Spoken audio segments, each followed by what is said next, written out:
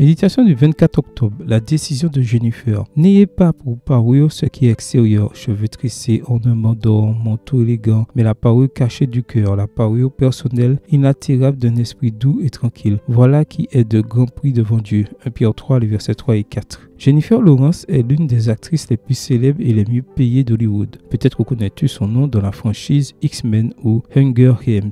Lorsqu'il a été décidé d'adapter Hunger Games au cinéma, beaucoup ont exprimé des doutes sur le choix de Lawrence pour incarner Katniss Everdeen. Pourquoi? Parce qu'elle avait quelques kilos en trop, alors que le personnage qu'elle incarnerait était celui d'une jeune fille malnutrie dans un futur dystopique. Face à la pression de modifier son apparence pour le film, Jennifer Lawrence raconte dans une interview qu'elle a décidé de tenir bon et de préserver son apparence intacte. Ses livres traitaient de phénomènes très sensibles. Or, je sais que la majorité du public serait composée d'enfants. Elle a ensuite ajouté qu'elle voulait que les fans s'identifient à Katniss et ne se sentent pas aliénés du fait qu'ils n'ont pas un certain poids. Depuis, l'actrice utilise son influence pour promouvoir une image corporelle saine. Lorsque tu te regardes dans le miroir, que ressens-tu? Malheureusement, les productions cinématographiques et les réseaux sociaux se sont chargés de promouvoir une image déformée de la réalité en ce qui concerne l'apparence physique. C'est pourquoi de nombreux jeunes hommes et femmes vivent avec gêne et frustration parce qu'ils ne ressemblent pas à telle ou telle personne sur Instagram ou parce qu'ils essaient d'améliorer leur apparence par des moyens temporaires ou permanents comme la chirurgie esthétique. Dans un monde obsédé par les apparences, sache que ta valeur n'est pas définie par tes cheveux, ta peau, ta couleur ou ton poids. Tu as de la valeur parce que tu as été créé à l'image de Dieu.